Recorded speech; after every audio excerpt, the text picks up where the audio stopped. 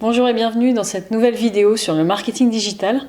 Aujourd'hui, nous allons voir les 5 erreurs à éviter en termes de SEO.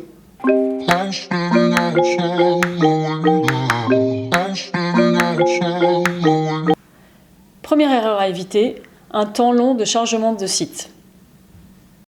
Donc pour trouver le temps de chargement trop long d'un site, vous allez dans Comportement, Vitesse du site, Vue d'ensemble.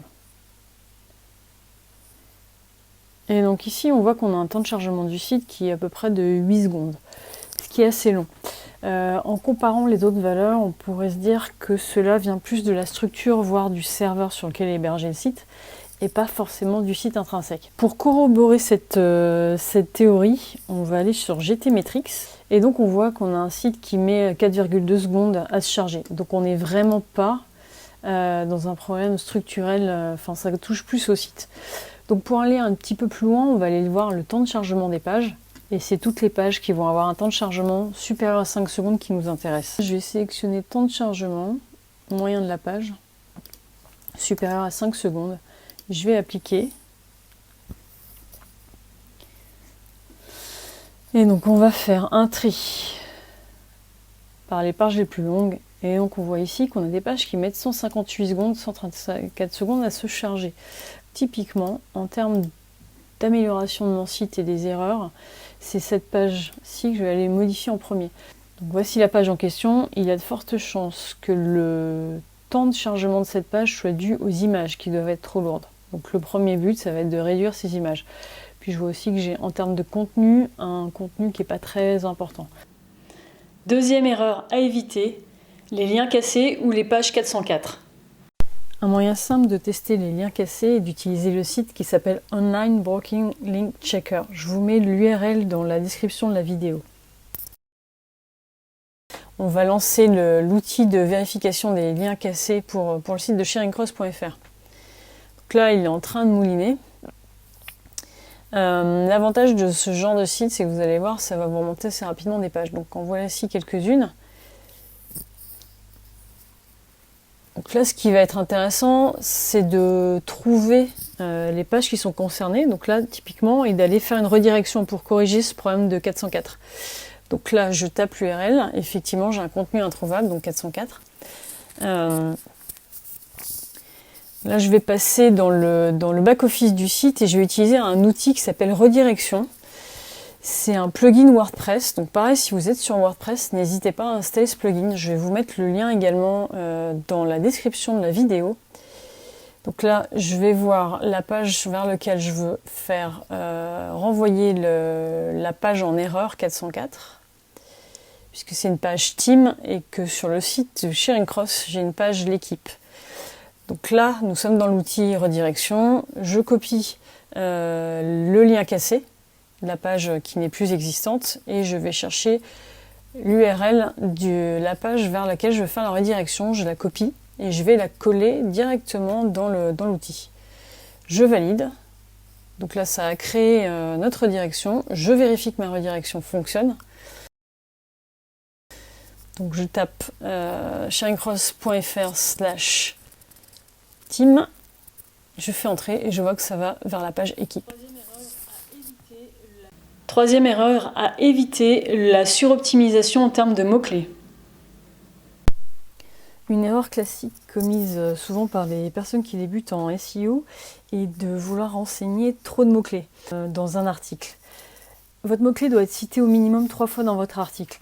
À l'heure actuelle, Google recommande d'écrire des articles d'environ 1000 mots.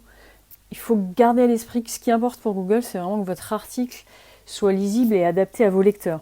Donc le premier but, c'est une fois que vous avez défini le mot-clé sur lequel vous voulez positionner votre article, surtout ne renseignez pas trop de fois le mot-clé.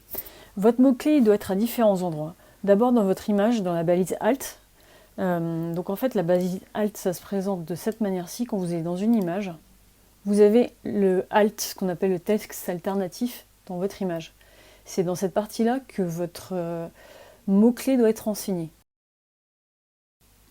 Ce que je vous conseille, c'est quand vous avez un site, surtout si vous avez un site WordPress, c'est d'installer un plugin qui s'appelle Yoast SEO, qui ressemble à ceci.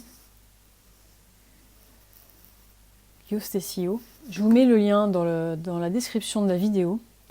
Et Yoast SEO, en fait, quand vous écrivez un article, vous donne des notes. C'est ce petit bloc qui est ici. Donc quand vous l'avez installé, il est toujours ouvert. Et en fait, il vous donne plusieurs informations. Yoast SEO va vous permettre de vraiment avoir des règles par rapport à votre référencement. Donc là, si on regarde mon analyse SEO pour cet article, il me dit que j'ai un bon travail. Entre mes liens externes, mes liens internes qui sont importants, la requête dans l'introduction, en fait, la requête, c'est ici, c'est la requête cible. C'est l'expression sur laquelle je veux positionner mon article. Donc on voit que mon mot-clé est cité dans mon titre. Il est cité dans le premier paragraphe de mon article. Il est cité en total, je l'ai mis 3 fois dans l'article.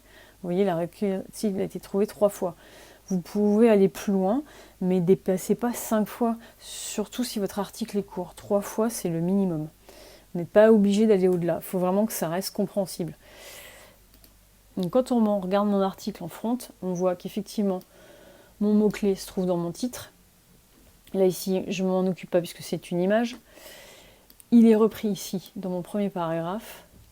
Il est repris dans mon premier titre. Et puis, une autre fois dans mon dernier paragraphe. Et enfin, dans l'attribut Alt de mon image, donc inspecter. Et là, on va voir là, sur mon image, l'attribut Alt est bien positionné son site sur Google. Donc, je suis les recommandations qui sont imposées.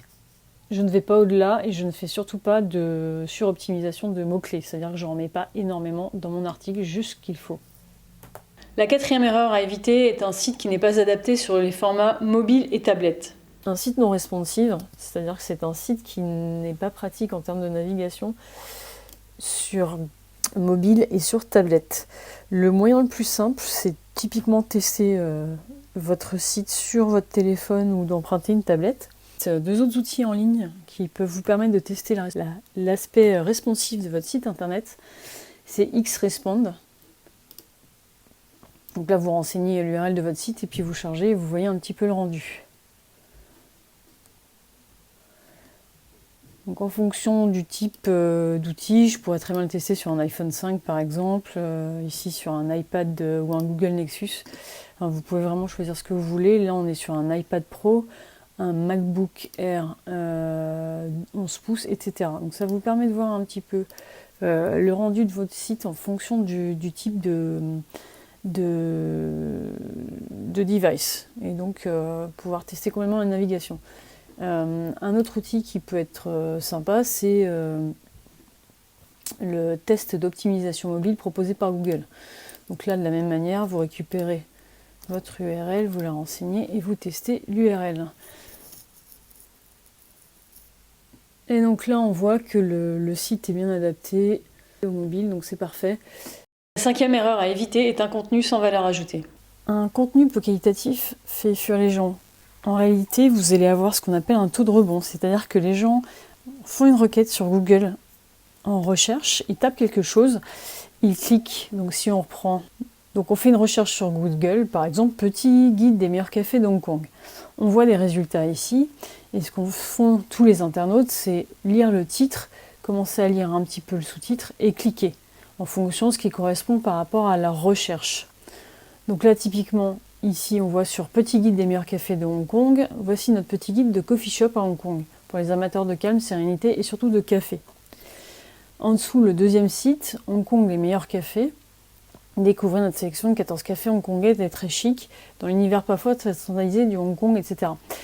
En réalité, quelqu'un qui lit ce descriptif, il clique. S'il n'arrive pas à trouver exactement ce qu'il cherche, il va sortir rapidement de votre site. C'est ce qu'on appelle le taux de rebond.